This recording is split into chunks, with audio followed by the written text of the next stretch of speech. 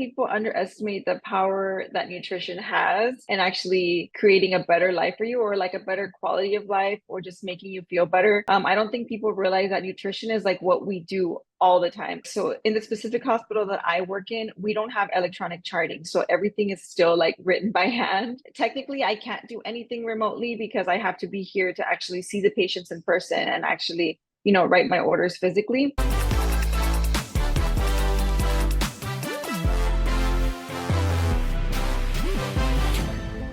Today, I will be interviewing Vanessa Marippa to learn a little bit more about what it's like to work as a dietitian. Vanessa, welcome to the show. Thank you so much for being here today. Good morning. Thank you so much for having me. Yeah, we're super excited to learn a little bit more about what you do. So, just to go ahead and get into our questions, we always like to start off with these three questions, which are, in your own words, what do you do? Where do you live? And then, as a kid, what did you want to be when you grew up? So I am a dietitian and I am also a business owner. I own a restaurant, and I'm a mom.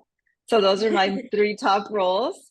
Where do I live? I live in Brownsville, Texas. I was born and raised here in Brownsville.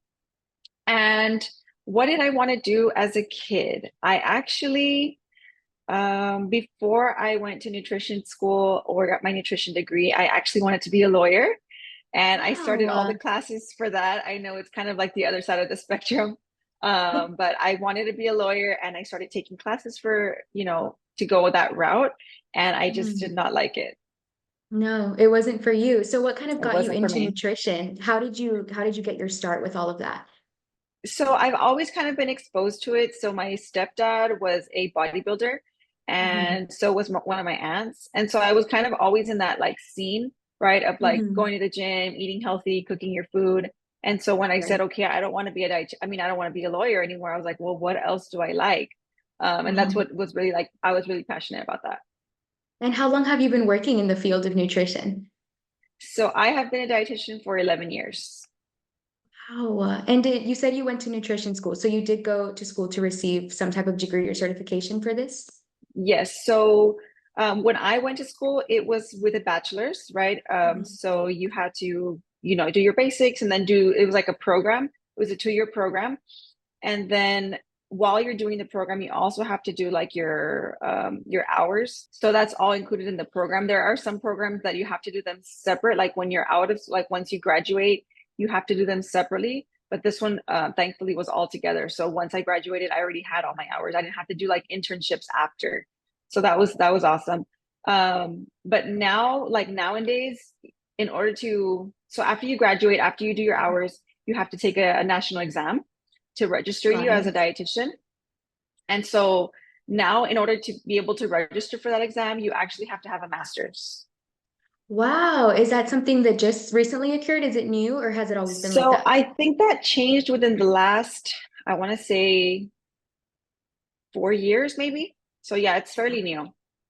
Got it. So in order to kind of take that state exam and become a registered dietitian, you do have to have your master's beforehand already. Yes, correct. Got it. So there are certain like degrees and certifications that you do have to go through in order to become a registered dietitian. Yes, and after you're a registered dietitian, then you have to continue with continuing education. So you need like 17 continuing education hours every 5 years. Wow, that's a lot. That's a lot of, schooling for this. That's It is. interesting. And are there any other titles that dietitians are ever referred to, like nutrition coach, or is it mainly just dietitian? So we are like our initials are RDN, so it's registered dietitian nutritionist. So I think a lot of Got it. times people get like confused, like, well, what's the difference between a dietitian and a nutritionist? So in Mhm. order to be actually like registered dietitian, you have to go through the schooling, you have to take the exam. The other hand, like somebody can be a nutritionist and it's just be like, okay, we got like an online certification, but you're not actually registered. Got it. So I guess the difference would be kind of like the education and the experience behind your title. Yes. Because I mean, online and nowadays there's a lot of online like nutrition coaches and things like that. But that doesn't necessarily mean that the person actually went through the schooling, has all the, the hours to do, to be considered a registered dietitian. Got it.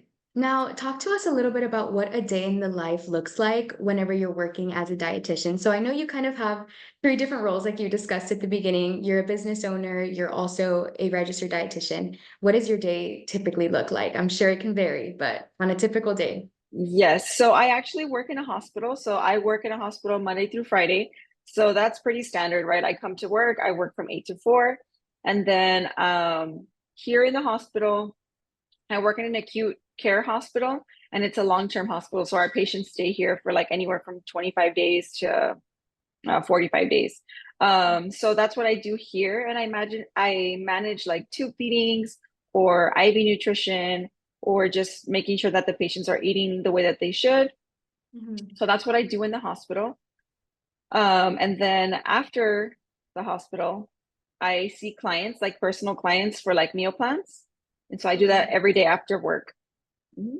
Wow. And then now I kind of want to go more into your business. You said you owned a restaurant. Does that have anything to know, like to do with your nutrition? I personally know the answer to this because I'm a big fan of your restaurant. Every time I come home, that's the first place I'm going. So talk to me a little bit more about that. So the restaurant, so it actually came like, so I used to go to San Antonio to visit my parents when they lived there, and there is a restaurant that's very similar. And so every time that I would go visit them, I'm like, I have to go eat there. And so I had been going there for years until I was finally like, okay, Brownsville needs this. And I Yes. feel like it's like right up my alley, right? Like build your Uh-huh. own salads, wraps. So I feel like it kind of goes with it. And then I see my clients there. So it's Oh, kind of like okay. all integrated together. Yeah. You kind of mesh it together. Would you say that that kind of helps you Yes. balance that, two different roles, two different jobs, kind of merging them into one?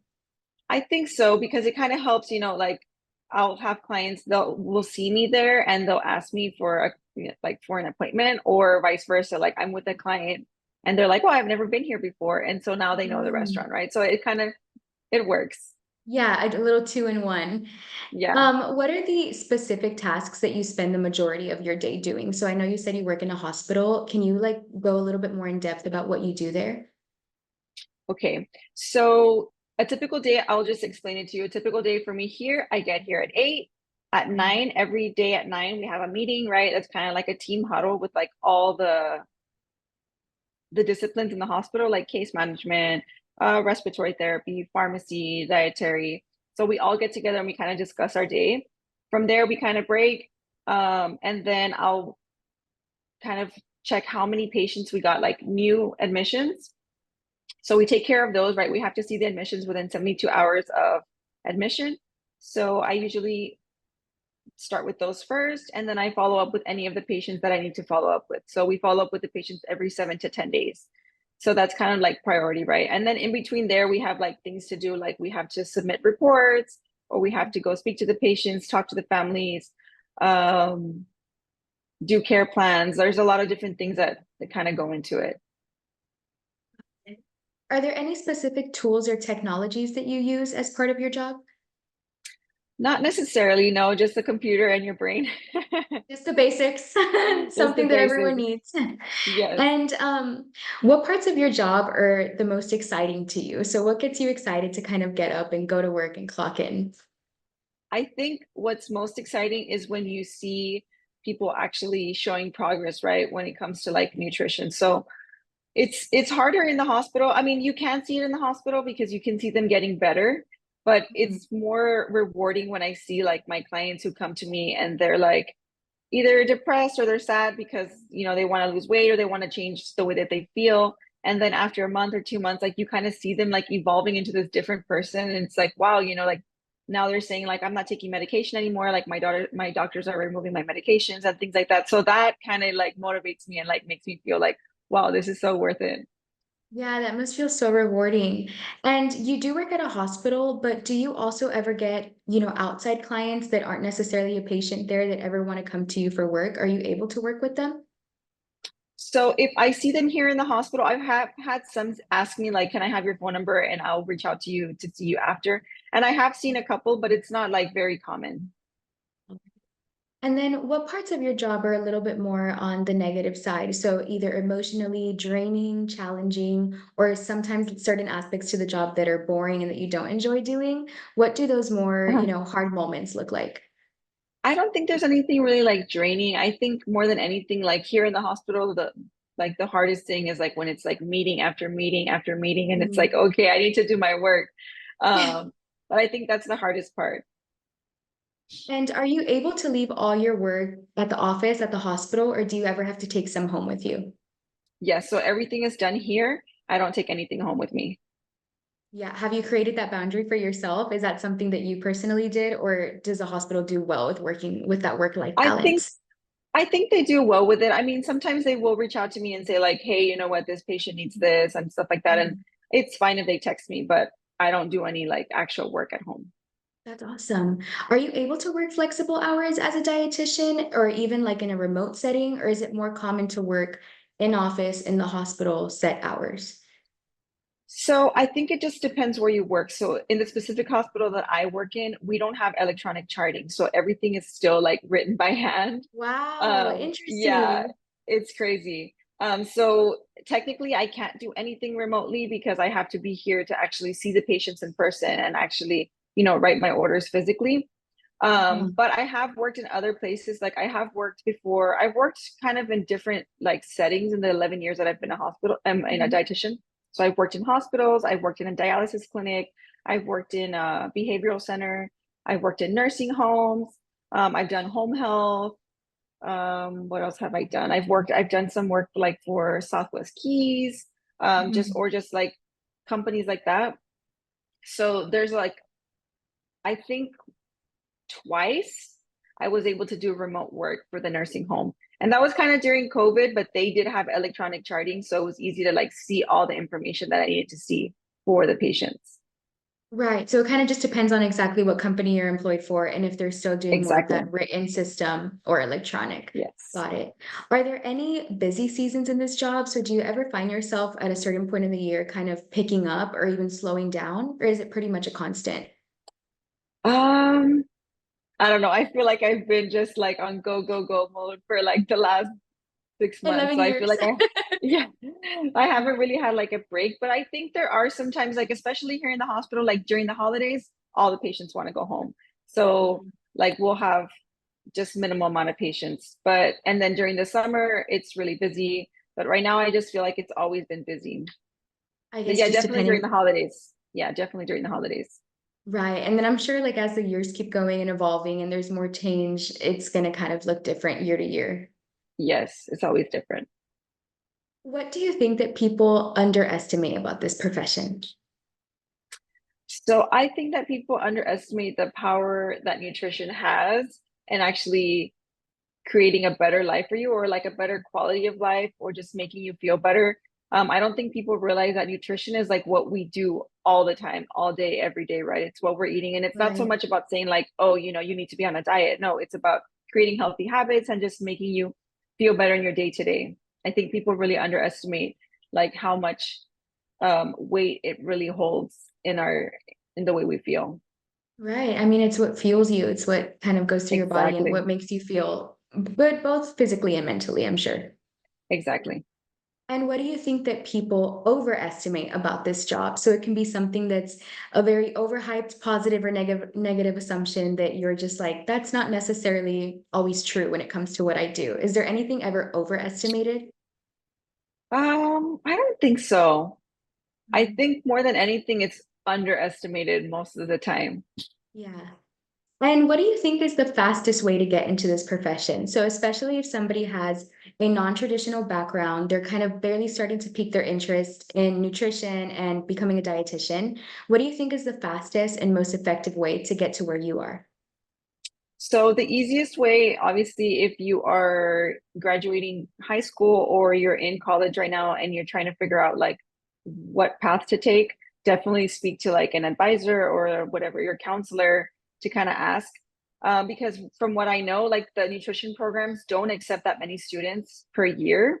So you kind of have to have everything already like in order to say like, okay, I want to apply in August. I think it's every August or something like that, or every July, for some schools.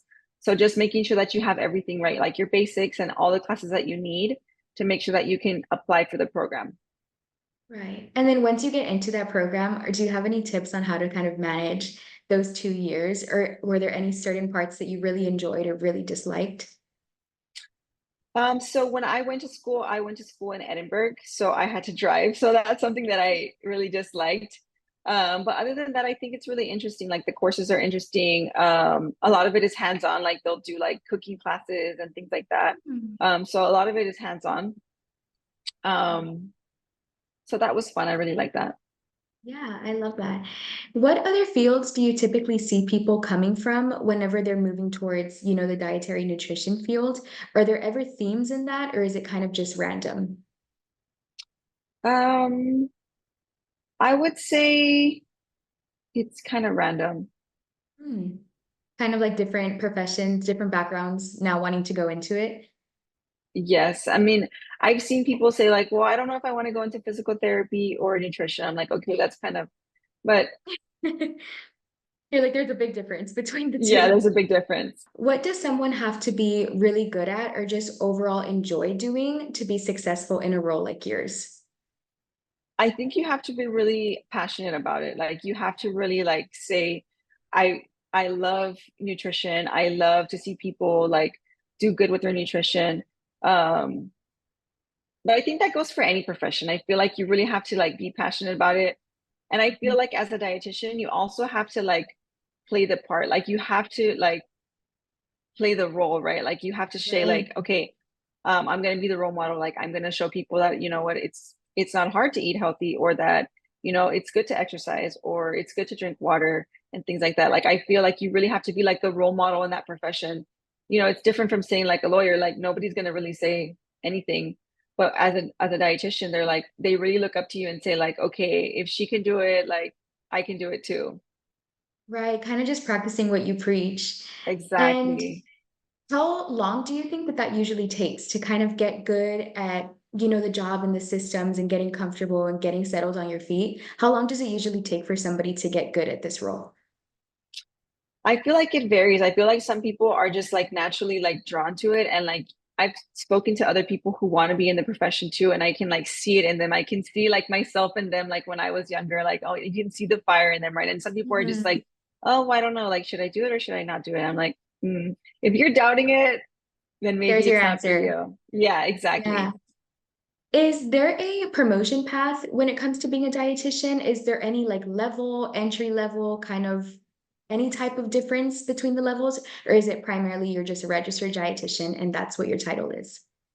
So you're a registered dietitian, and then from there you can get different certifications. Like you can be certified for weight management, for prenatal, for obesity, like different like certifications that you can get as a dietitian. So kind of like more specialties, like Yes, certifications? And exactly. do you have to go back to school for that? Or is it like an You online don't. You can do course? those online. Yeah, you can do those online. So those are all like online ones that you just can get certified under. Got it.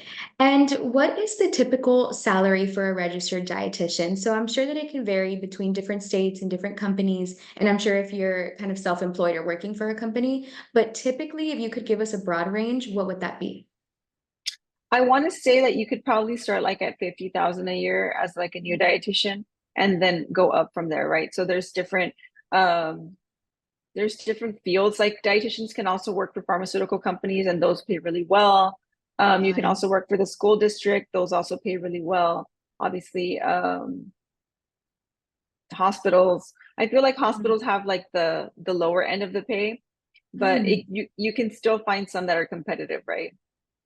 got it. So kind of just depending on where you're looking, and then also I'm sure where you live and where you're located.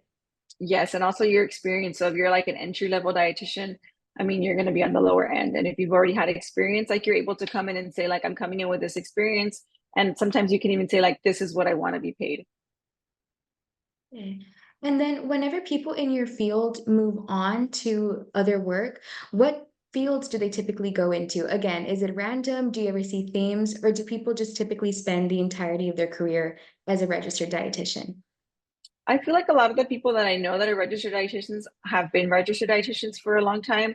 And another thing is that it's kind of hard to find registered dietitians, especially in this area.